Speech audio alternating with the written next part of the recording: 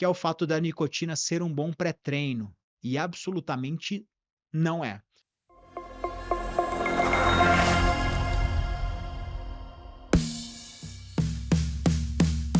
Cigarro eletrônico é tranquilo, está liberado. Será que é uma verdade? Isso a gente escuta constantemente nas rodas de conversa, afinal de contas, são vistas muitas pessoas vendendo cigarro eletrônico, comercializando cigarro eletrônico, ou eventualmente, não é incomum vermos pessoas utilizando nas ruas, nos carros, os dispositivos eletrônicos para fumar. Será que é liberado? RDC de 2009 proíbe comercialização, importação, propaganda e publicidade de quaisquer dispositivos eletrônicos para fumar, conhecidos como cigarro eletrônico.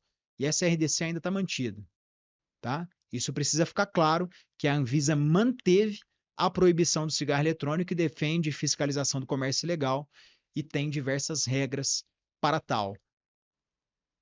Muitas das vezes essas normativas, elas têm sido revisitadas, sobretudo nos últimos anos, por enquanto, com a manutenção da proibição. Então, o cigarro eletrônico é proibido em território nacional, tanto venda quanto importação, comercialização. Isso precisa ficar bastante claro para nós. Ah, mas todo mundo vende. É proibido. É proibido e precisa ficar claro. Uma outra inverdade que eu quero explicar com bastante calma para vocês. Não tem como alguma coisa ter só nicotina. E ainda que tivesse só nicotina, a nicotina isoladamente faz muito mal. Aumenta risco cardiovascular, morte súbita, vasculopatia, dislipidemia, doenças endócrinas, impotências, diversos efeitos da nicotina isoladamente. Agora, não tem só nicotina, tem diversas outras substâncias. Silf, quais outras substâncias tem no cigarro eletrônico ou pode ter? Eu vou trazer a palavra pode ter porque não dá para a gente afirmar, tá? Pode ter.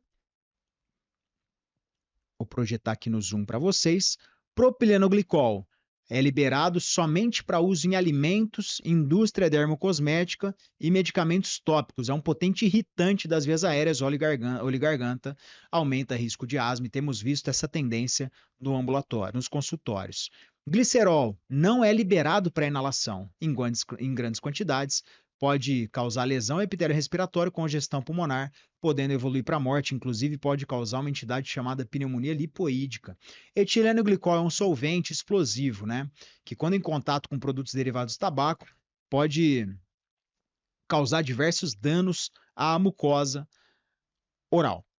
A acroleína leva a um edema pulmonar tardio com doença respiratória crônica. Formaldeído leva a alguns tipos de câncer, tanto nasofaringe quanto sistema hematológico.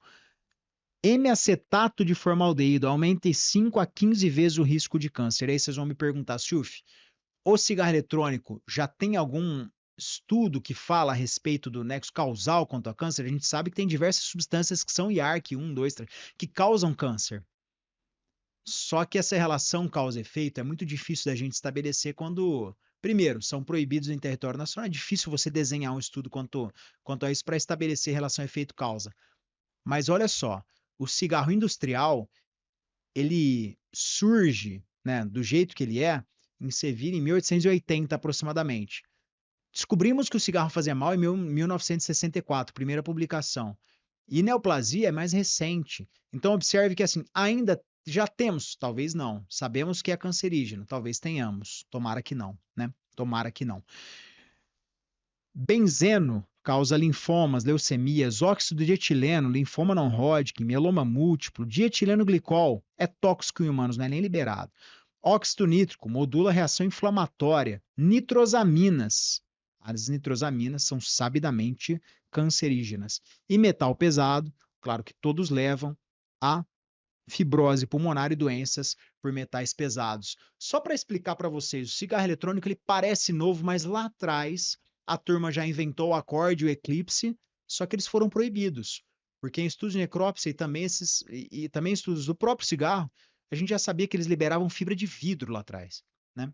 E agora não está sendo diferente, né? Doença por inalação de metais pesados, níquel, ferro, alumínio, tem uma bateria de lítio que está ali em contato praticamente com a boca do paciente. Então veja que é muito perigoso. É tão perigoso quanto a gente ventilar uma ideia também muito falaciosa de que ele tem pouca nicotina. São nicotinas diferentes, eu sei, só que essa daqui gera muito mais pico com uma dependência muito mais precoce. E quando eu falo isso, eu estou falando que tem muito mais nicotina no cigarro eletrônico do que no cigarro industrial ou convencional. E são dados de literatura. São dados de literatura, não são mais opiniões. Vamos fazer uma conta aqui, ó. Conta para vocês na tela. Então, se eu estou falando que se eu tenho um dispositivo eletrônico para fumar, que tem 11 ml, e é o dispositivo mais utilizado hoje, de um líquido a 5%, eu posso multiplicar para eu tentar entender 50 tá para 1, assim como 11,1 tá para x. X é igual a 555. Ou seja, em um dispositivo eletrônico para fumar, eu tenho 555 miligramas de nicotina.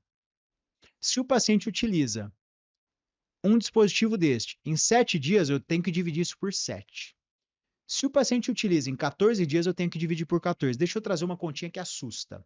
Se o paciente utiliza um deste, vamos supor, em 5 dias, o paciente está utilizando mais que 100 miligramas de nicotina por dia. Se eu falei para vocês que um maço de cigarro tem entre 10 e 20 miligramas de nicotina, o paciente está usando o equivalente a 7 a 10 maços de cigarro por dia quando a gente fala em equivalentes de nicotina. Então, os dados sim são assustadores, mas mais assustador ainda são os hábitos dos usuários, né? Depois eu vou falar para vocês um pouquinho sobre isso. Mas aqui eu fiz uma divisão pegando o principal player do mercado de cigarros.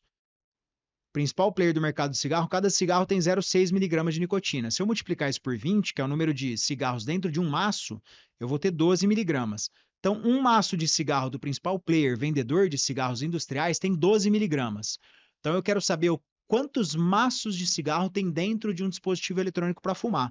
Eu estou dividindo esses 555 por 12, e aí eu vejo que tem 46,25 maços de cigarro equivalentes em nicotina. Então, sempre que você for fazer a abordagem sistemática do seu paciente usuário de cigarro eletrônico ou vape, você precisa saber quanto de nicotina esse paciente está usando diariamente, tá? E aí vai entrar na escalinha de dependência de Fagerstrom, e eu já tenho a escalinha de dependência de Fagerstrom modificada para o usuário de cigarro eletrônico ou vape. Porque na abordagem sistemática do paciente que utiliza cigarro industrial, raríssimas vezes você vai encontrar alguém que acorda para fumar. Agora, na abordagem sistemática do paciente que usa cigarro eletrônico, muitas das vezes você vai ver que o paciente acorda 3, 4, 5, 6 vezes para usar cigarro eletrônico. Então, como nunca vimos antes, hoje observamos um grau de dependência muito alto destes pacientes, o que é bastante preocupante, porque se você vai propor uma adequada cessação tabágica para esse paciente, é muito difícil você cessar subitamente, porque é bem provável que ainda que esse paciente utilize terapia cognitivo-comportamental, terapia de reposição nicotínica e outras terapias farmacológicas, é bem provável que ele evolua com sintomas de abstinência, o que preocupa bastante. Uma outra mentira que tem sido ventilada é a questão que tem sido falada por vezes em academias ou em redes sociais, que é o fato da nicotina ser um bom pré-treino, e absolutamente não é.